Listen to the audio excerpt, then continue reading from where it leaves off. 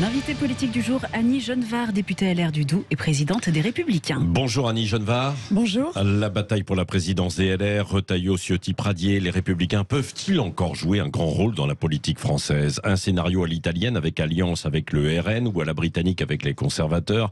Quelle solution aussi face à la crise de l'énergie et pourquoi le boycott du Conseil national de la refondation? Autant de questions que nous allons essayer de voir. Alors, c'est donc la course à la présidence qui était en toile de fond du campus des Jeunes Républicains ce week-end à Angers. 3 noms ressortent, je l'ai dit, Bruno Retailleau, Éric Ciotti, Aurélien Pradier. On avait murmuré aussi votre nom à un moment donné, ça, vous y avez renoncé? Pour l'instant, je n'ai pas encore apporté ma réponse. Vous savez, voilà, c'est ça. Quand on préside, il faut pouvoir être un peu au-dessus de la mêlée. Et pour l'instant, mon rôle est d'arbitrer cette compétition. Car c'est une compétition, évidemment, mais ça ne doit pas être une guerre. Donc moi, je suis un peu la garante de l'unité. Oui, mais vous n'excluez pas... pour l'instant, je ne réponds pas à cette question. J'y répondrai en son temps. Attendez, mais quand même, Bruno Retailleau, Éric Ciotti, Aurélien Pradier, je ne vois pas de femmes. C'est vrai. C'est vrai. Et d'ailleurs, hier, dans mon discours, j'ai invité à la fois les jeunes républicains et l'ensemble des républicains à bien considérer que notre mouvement ne peut pas se rénover, se refonder, se moderniser s'il ne laisse pas davantage de place aux femmes. Donc il faudrait une femme candidate. Non, il y a des femmes dans nos instances dirigeantes, bien sûr, j'en suis le témoignage, mais je pense que, voilà... Oui, mais quelle image vous allez offrir le parti des Républicains si vous n'avez pas de femme candidate? C'est vrai, j'en conviens. Est-ce qu'il ne faudrait pas accepter la candidature de Virginie Calmel, qui a été rejetée? J'en conviens, mais être une femme ne suffit pas à soi tout seul de donner une légitimité. Alors sur la candidature de Virginie Calmel, vous savez qu'elle présentait un problème de calendrier, la haute autorité, puisque c'est elle qui a la main sur ce sujet, a considéré que sa candidature n'était pas recevable. Mais vous avez raison, je pense qu'on a vraiment des marges de progression, mais tous les partis politiques, vous savez, ont des marges de progression pour laisser des places à haute responsabilité aux femmes. Donc pour l'instant, vous êtes au-dessus du parti, voilà. C'est ça, neutre. Enfin, pas au-dessus du parti, mais au-dessus de la mêlée. Au-dessus de la mêlée, voilà, c'est ça. Mais le cas échéant, vous pourrez être candidate.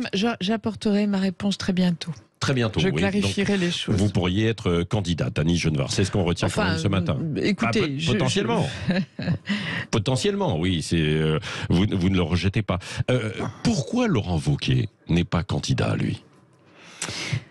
D'abord, cette décision lui appartient, il en a les clés, mais si je comprends bien, d'abord, il a déjà exercé cette fonction, c'est toujours difficile de revenir, de se baigner dans le même fleuve, et puis je crois que il a intégré l'idée que les partis n'étaient peut-être plus les incubateurs de présidentiables, leur rôle est peut-être ailleurs, et en tout état de cause, une présidentielle, c'est la rencontre entre un homme ou une femme et le peuple. La rencontre, c'est pas avec le parti qu'elle se fait, c'est avec une personne. Donc, qu'il veuille s'abstraire de considérations strictement partisanes, ça peut se comprendre. Ça peut se comprendre. Mais en tout cas, c'est son choix et je le respecte. Et les candidats à cette présidence, eux, pourront très bien travailler avec lui, quels qu'ils soient, s'ils sont élus par la suite, quoi. De toute façon, il faudra qu'on se mette en ordre de bataille beaucoup plus tôt qu'on ne l'a fait pour cette dernière présidentielle. Je pense que les primaires sont vraiment une machine à perdre. Donc il faudra qu'on trouve les voies et moyens pour se mettre d'accord autour d'un candidat ou d'une candidate et suffisamment tôt. Oui, c'est ça. 2027 se prépare maintenant, quoi. Avec cette cette présidence, quoi. Et puis la mise en ordre, en marche, si je puis dire, des Républicains, quoi. Alors le parti est extrêmement important. Certains considèrent que on vit la fin des partis. Non, pas du tout. D'abord parce qu'une pensée politique, un projet politique, un débat démocratique s'opère au sein d'un parti. S'il n'y a pas de parti, qu'est-ce qui est le support des groupes parlementaires, par exemple? Donc simplement le fait que les présidentiables ne veuillent pas en prendre la tête implique que l'on redéfinisse le rôle des partis. Oui. Et c'est quelque chose de relativement nouveau dans notre famille politique. Bon, et Annie Genevard, où se situe le parti face à la majorité actuelle? C'est cette question du positionnement. Est-ce que vous êtes une véritable opposition ou une force d'appoint? Alors, on ne veut surtout pas être une force d'appoint parce que, évidemment, c'est ce dont nous accuse le Rassemblement national et c'est ce que voudrait la majorité présidentielle. Au fond, tous les deux s'entendent pour vouloir notre mort. Il faudrait s'interroger sur les raisons pour lesquelles ils veulent notre mort. Parce que finalement, on est le dernier obstacle. Emmanuel Macron voudrait nous rallier pour faire une majorité qu'il n'a pas et on n'a pas vocation à être les supplétifs de la majorité. Donc, nous, on a joué notre rôle d'être utile aux Français, on a fait voter des mesures, on a obtenu par la force, par le rapport de force politique, l'obtention d'un certain nombre de mesures, la défiscalisation, la monétisation des RTT. Donc on a joué notre rôle. Maintenant, Qui veut votre mort là? Vous l'avez évoqué tout à l'heure, on n'a pas tout compris. Qui veut votre mort selon vous? Alors moi, je pense que le Rassemblement national nous tape dessus depuis des années parce qu'ils veulent que l'on disparaisse du paysage politique pour se substituer à nous, et c'est exactement la même volonté du côté de la majorité présidentielle. Lorsque Bruno Le Maire dit très maladroitement que les députés, les Républicains se sont alliés à la majorité, ce qui est faux, absolument faux, c'est aussi une autre façon de vouloir nous nier. Or, moi je pense que l'existence de LR est absolument indispensable au débat démocratique, à la vitalité démocratique. Alors Annie Genevard, il va y avoir un moment important, là, c'est le vote du budget. Oui. Qu'est-ce que vous allez faire alors sur ce vote du budget, alors qu'il y a un appel du pied de la majorité? Bien sûr, la majorité, n'ayant pas la majorité absolue, a besoin de trouver des voix. Écoutez, c'est assez basique. Moi, j'ai dirigé un exécutif. Soit vous votez le budget et vous êtes dans la majorité, soit vous êtes dans l'opposition et vous vous opposez au budget. Parce que voter le budget, ça veut dire tout partager de la majorité. La méthode, les options, les objectifs, nous n'avons pas, nous ne préconisons pas les mêmes orientations budgétaires. Donc vous préférez être du côté, par exemple, de la NUPS qui va vers le blocage et contre ce budget, plutôt que d'être avec la majorité actuelle? Mais vous savez, voter la même chose, c'est pas voter la même chose pour les mêmes raisons. Ouais. Vous avez 3 votes possibles à l'Assemblée, pour, contre et abstention. Mais après, la motivation du vote, évidemment, elle est profondément différente chez nous et chez les autres oppositions. Question très concrète aussi, la prolongation du bouclier tarifaire pour 2023, c'est une bonne chose ou pas? Écoutez, j'entends, je ne sais pas comment le gouvernement va faire, parce que le bouclier tarifaire, c'était une bonne chose. Ça a permis d'abord de juguler un peu l'inflation, elle est plutôt moins forte chez nous, et d'éviter l'emballement prix-salaire. Mais elle a un gros inconvénient, c'est qu'elle coûte, cela coûte très très cher, plus de 20 milliards donc c'est quelque chose qui ne pourra pas être reproduit à l'infini, d'autant que la majorité nous a annoncé que pas de dette et pas d'impôts supplémentaires. Donc c'est un peu la quadrature du cercle. Mais vous savez, cette question énergétique, pour moi, ce sera d'ailleurs la question majeure, cruciale de la rentrée. Ce gouvernement et le précédent et la précédente mandature ont fait n'importe quoi en matière énergétique. On a affaibli comme jamais la filière nucléaire qui fournissait de l'énergie décarbonée pas chère.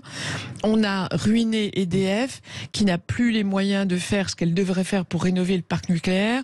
Donc forcément, aujourd'hui, on est au pied du mur et on est coincé. Et alors moi, ce que j'attends concrètement, c'est déjà que la France pèse de tout son poids au niveau européen pour revoir le couplage électricité-gaz. Si on ne fait pas ça, on court à la catastrophe. Des chefs d'entreprise nous appellent complètement affolés. Les contrats proposés par EDF sont multipliés par 10. On va en mourir. Les entreprises vont en mourir. Oui, Annie Genevard, est-ce que Emmanuel Macron est à la hauteur de ce défi? Parce que j'ai vu dans un tweet que vous dites qu'il a un don pour la procrastination. procrastination. Oui, Pardon. procrastination. Voilà. On va le dire, on va y arriver. Oui. Donc le fait de remettre au lendemain. Vous savez, ce que j'observe, c'est que on a fait des Ségur, des Beauvau, des Grenelle, des grands débats, des états généraux, et même aujourd'hui le Conseil national de la refondation. Toutes ces instances où l'on parle. Oui. Au lieu de faire, moi je pense que le temps est venu de faire. Le diagnostic, il est connu. On sait tout de ce qu'il faudrait faire. Donc il faut agir. Il faut agir. Alors moi je trouve que il y a vraiment un problème de méthode là qui interroge et qui inquiète, parce que dans le contexte, il faut vraiment retrousser ses manches et agir. Et vous voyez par exemple Madame Borne, Madame la Première ministre, ne semble pas faire, par exemple, de la réforme des retraites une de ses priorités. On sait que c'est une urgence budgétaire. Moi, je suis très inquiète de voir qu'on repousse sans fin des réformes qui sont indispensables à notre pays. Donc c'est pour ça, Annie Genevard, que vous êtes d'accord avec ceux qui vont boycotter le Conseil national de la refondation jeudi ? Alors, les Républicains, en ma personne, puisque je préside le parti, ne participeront pas au Conseil national de la refondation. D'abord parce que son contour, à la fois son objet et son contour politique est extrêmement imprécis. Si c'est pour parler du constat que chacun connaît, ça ne sert à rien. Et puis, si c'est une façon de contourner le Parlement, c'est choquant, c'est contraire à nos institutions. Donc, nous avons décidé de ne pas y participer. Oui, ça c'est définitif, quoi. Oui. Juste sur le budget, alors c'est non ou abstention? On l'a évoqué tout à l'heure. Quelle sera votre position? D'abord, il faut avoir le texte. Oui. D'abord, il faut avoir le texte. Moi, je ne me prononce jamais avant de voir le texte. Mais quand j'entends le porte-parole du gouvernement nous détailler les orientations budgétaires des principaux ministères, je ne vois je ne vois pas d'économie. Je ne vois que des dépenses supplémentaires. Donc, je ne vois pas comment ce budget va pouvoir tenir ses promesses d'assainissement des comptes publics. On va voir ce que dit le texte et on va voir comment s'oriente le débat. Mais en tout état de cause... Vous orientez plus quand même vers l'abstention ou le non? Alors là, on ne votera pas, selon toute probabilité, nous ne voterons pas le budget, ne partageant ni la méthode, ni les orientations du gouvernement. Un mot sur Michel Onfray, avec son Front populaire qui veut se lancer dans la course aux européennes. Qu'est-ce que ça vous inspire ? Quand les intellectuels sortent de leur zone de confort, c'est courageux, mais... Au nom de la souveraineté, dit-il. Hein. Oui, non, mais bien sûr, cette question de la souveraineté. Ce que je trouve sympathique, c'est que, au fond, il est authentiquement préoccupé par le destin de la France. Et la question de la souveraineté est en effet une question absolument fondamentale. Oui. On voit que 10 ans de socialisme, de macronisme, ont affaibli terriblement la souveraineté absolument à tous les niveaux. Donc maintenant, chacun est libre en France de se présenter. Oui, voilà. Dernière question, Annie Genevard, une question sur les femmes en politique. Sandrine Rousseau se veut le porte-drapeau aujourd'hui. Alors, moi je trouve que c'est un féminisme très caricatural. D'ailleurs, elle est moquée en permanence. C'est un féminisme très excluant aussi. Hein. C'est les femmes contre les hommes. Alors, bien sûr, les droits des femmes doivent encore être défendus, améliorés, et le sexisme, le machisme, les violences faites aux femmes, enfin tout ça, malheureusement, existe et nécessite un combat résolu et sans faille. Maintenant, cette image, moi je me reconnais pas du tout dans ce féminisme-là. Je pense que notre devise républicaine, si on l'appliquait aux femmes, ce serait déjà très très bien. Oui. Merci Annie Genevard, présidente des Républicains et députée LR du Doubs, qui était l'invitée ce matin de Sud Radio.